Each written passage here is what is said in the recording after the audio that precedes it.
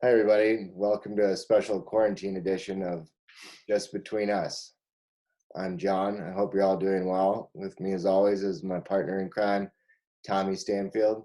Tommy, how's COVID treating you?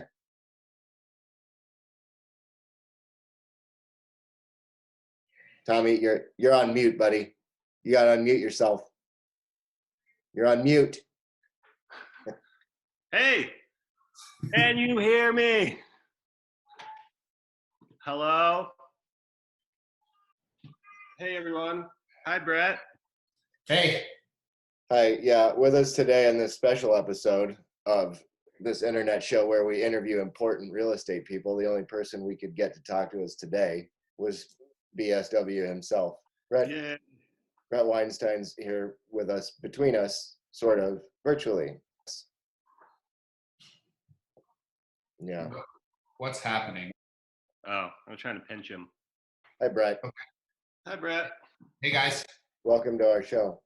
Thank you. I'm so excited to be here. I think that is a really nice cup, John, and I'm really excited for your questions. Tommy, I think that's a great cup and accurately describes what I feel like we're all going through.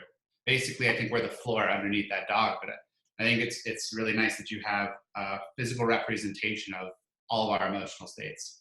Yay. All right, let's dive on into it, huh? Bret, how long have you been in real estate? Tommy, it's a really good question, and I appreciate you asking. I've been in real estate for 8 years.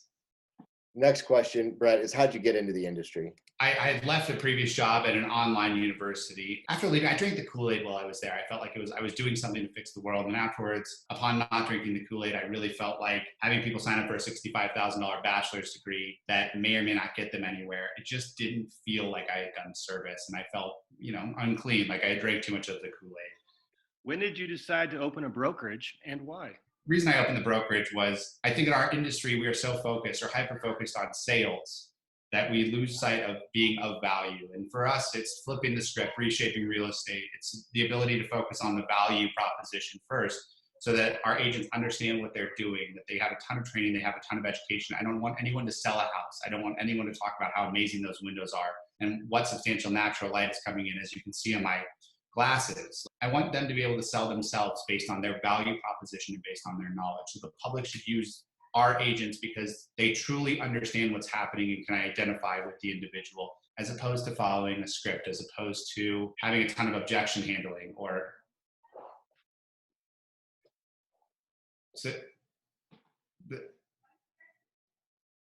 I want them to be able to actually talk intelligently, and that's the reason. And I think that our industry is importing technology to replace our value. And I think that it's so important that we maintain that value. And I just wasn't seeing enough of that elsewhere. Although I think there are companies that are trying, I really wanted to succeed. That's why we're here. Thank you for that. Thank you. You're welcome. Here's another quick question that should bring a longer-winded answer. How's it going? We're doing very well. I think that across the board, we're seeing substantial amounts of success with our agents, and whether new or substantially experienced, we're seeing a very quick curve into an area where they're able to succeed. And that was a big part of the goal, because with our agent success based on the model of value, we're absolutely impacting the market and creating a value proposition in the market. So for every time that our agent succeeds, I know that we are impacting the general public. So I'm doing well. I think we're doing well. What separates BSW Real Estate from everyone else? From everyone else. Thank you for asking that, Tommy. Our most companies, we see that there's great people, but we don't see a great company. And that's really the goal here. And so what separates BSW, or the goal of separation, is that we have a company of great agents, not great agents mixed among agents that have a different value proposition or a different belief system than maybe we do. I think that upon going through our entire company, there's not a person who isn't collaborative. There's not a person who isn't eager to learn. There's not a person who isn't on our webinars, on our happy hours, on our classes and what we do. I also don't think that there's a single person who doesn't get emotional with their clients. And although we're not supposed to be emotional, and we're supposed to be the impartial middle person, not the salesperson, just the person who is helping with education and communication, we do get emotional because we actually care. And I wish that I could say that I saw that at every company all the time, but that's just not accurate. So that's what separates us. So great question. Thank you so much for asking. was a great answer. Thank you. It was a great answer. If you could do anything else and get paid for it, what would you pick? Literally anything. Great question, John. I would do literally anything. Next question. If I could do something else and get paid for it, I think teaching. I think if I could do what I really wanted to do, teaching, coaching, mentoring, whether this industry or not, I really think that I think it's one of the most important professions out there. And, I say that, looking at you, John, you're translating what you've done with teaching into this, where you're teaching your clients, you're teaching the other agents, and it's super inspirational. And there's such a value there because there's so many people that are doers and there's not as many people that are teachers. And especially in this time with COVID-19 and everything that's happening, I think it doubles down on how important having that other side is. And so where we still have to do the real estate piece, I wish that I could just coach on the larger scale picture. And I do get to do that a lot, but it is not my only focus. And I would love to do that similar to what you've done. So, I guess I can, aim myself towards what you've done in your career. Let me know if you need help. I will. And I do all the time. So, Very well. I think we can see that today. I think we can see that most days. I very much need help. So let's flip the script here a little, Bret. You always train us to answer the question, how's the market? How is the market? Really great question. Karen's calling. It's her birthday. Should I take this? Yay! Were you calling so that I wished you a happy birthday, or do you have a question? Sorry. It is that's an interesting question. I don't have a great answer for it. I think we're going to have to do a little bit of a deeper dive on it. And I'm going to now answer how's the market. It's a really interesting time right now. There's so much change going on with the government, with CAR, with DORA, with everything. We just don't have a ton of clarity on where we're at right now. So we're in that stage where there's a ton of research going on actively. As of right now, real estate is considered non-essential, or at least for showings is non-essential. We're still doing inspections and final walkthroughs. And so we're really trying to evaluate how that's going to impact. We just don't have clarity right now, but showings essentially are going to stop as of today. I think that we're in a position where if this opens up, or if COVID-19, if the social distancing opens up again towards the end of April, we still have substantial unemployment. We still have a lot of things that we're going to have to resolve. So it's not going to go back to business as usual, no matter what anyone's saying. But there is going to be a recovery. And the sooner that we get there, the better. But that doesn't mean that we do it unsafely or not based on professional recommendations from our medical community. So our market right now is in flux. We're still in a seller's market. We still see people buying and selling right now. We're seeing people making offers sight unseen and then utilizing the inspection to decide if they want that house, which is a really interesting thing. We're going to see somewhere between 50 to 70% termination rate. It's going to be a really hard time right now. But I think, it's different from 2007, 2009. During that period, there is a ton of appreciation. There is a ton of equity that people have in their houses, which hopefully will provide a cushion. My anticipation is that we're going to have quite a few homes hit the market where those people who lost their jobs, and unfortunately, again, I don't think the economy is going to snap back. Those people that lost their jobs are going to be in a position where they have $100,000, $150,000, and the best way to get access to that is to sell their home. So I'm preparing for that, and I think that's kind of where the market's heading. I think that the biggest answer is that it's a great question today. It's going to be a great question tomorrow. Every day that we get new data in, we can reassess, because my answers today could change within 24 hours. And, the snap of the finger, we went from being able to do showings to rightfully not being able to do showings, in my opinion. And that's my opinion. So I think that we're in a unique position right now where it's long-winded, it's a ton of information, and it could all be inaccurate within 24 hours. But I think the really nice thing is that I think that us having our consistent conversations within the brokerage, us consistently looking for more and trying to figure out what's happening to give the best information to the public, it's a great question every single day right now. And there's a different answer, at least a little bit every single day.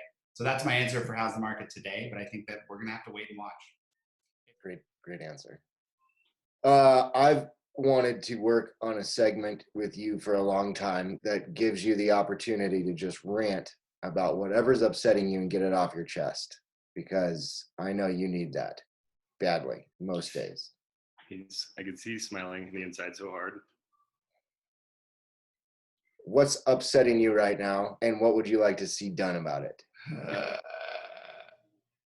What's upsetting me right now is that we have a lack of clarity within our industry of what should and should not take place. I believe that our realtor associations, I believe that the government should be working much harder to give a much clearer answer of what actually needs to happen right now. There's so much vagueness that there's still agents that are trying to do showings. There's nothing about that that's okay. This isn't going to be a fun rant. I apologize, but it's beyond frustrating, because there should be a policy and there should be clarity, because we should be able to know what's right and what's wrong. Individuals can be smart, but people are stupid. And I think when you throw something out to everybody, we try and figure out workarounds. I think there should be a lot of clarity. And I believe that what we should be doing right now is getting a committee together, or seeing some true leadership, both on the side of the government, as well as from our Association of Realtors that runs our state, and our National Association of Realtors, to really give solid guidelines. And whereas I know that everyone still needs to be able to make money at this point, it's frustrating when I want to go see my grandmother, I want to go see my parents, and I want this to end. And I'm taking it seriously. The statements feels like a suggestion as opposed to a set of rules. I'm disappointed in the leadership because we don't have clarity yet. I understand that this is an ever-changing thing, similar to your question about how's the market, but we've got to do better. We have to, and it's inherent upon us to do so. That is my one today, aside from my personal one. And thank you again for giving me this outlet, John. I really do appreciate it. It's a very valid point. I'd really like to get a haircut. It's a lot, it's a lot. If you turn to the side, it's not like it gets better. You know what I mean? We're rooting for you. Yeah, we're rooting for you. Thanks, guys. I think that's all we got for you. What do you have for us? I'm so glad you asked. First off, can you tell me what's on your shirt? I just can't see. Is that scorpions or is that sharks, John? On my shirt? Yeah, on your shirt. Or is that the polo guy? Those are scorpions. See? Yeah. There's no way that they're scorpions. I was wrong. What a fantastic shirt. What a good choice to wear today. Tommy, I guess I have a question for you. In your life of madness, are all those clocks on different time? None of them work. Not a single one of them works. No, that's just too much. Okay. Because then if I try to make them work and they all be off by like a minute, that drive me insane. So I totally hear where you're coming from. I just wanted to know, it's amazing that you both have like a very cool looking background to it that describes you as both people, whereas John has all the music. Tommy, you've got the controlled chaos, and I think it's how you guys do things every day. It's really cool to be able to see that. So I really respect the way that you put this together and what you guys are doing. So I just wanted to say sincerely thank you to you guys for this and for letting me be a part of it. Most definitely. Thanks for joining us. Thank you for everything that you do most days. I'd love to ask for your opinion of what was the best part of today so far. Did you have a great moment of today, John? I did. Yeah, I sat on my deck this morning with my fresh out of mug, read a book for an hour, for one straight hour. Can I give you one of my children? No. That totally fair. Tommy, do you have a favorite part of today, this interview in general? Because of this interview, I had an excuse to shower, and I conditioned my hair. Then I blow dried it so it looked extra snazzy for this. And I feel wonderful because I can really tell. I did the same thing, and it didn't work out as well. To you, gentlemen. Cheers. To you. Cheers. I can't tell if the screen is freezing or if you're just looking down. This isn't good. I know. And thank you. Thank you, gentlemen. Thanks, Brett. Tommy, are you there? Thank you. I don't know what's going on. Oh, there you are. Hi, everyone. Okay. Well, guys. Bye, everybody. Thanks for tuning in. Appreciate you. Do you think that I lose all credibility because I look like this? No. I don't think so. Like, is that because the assumption is that I look like this all the time?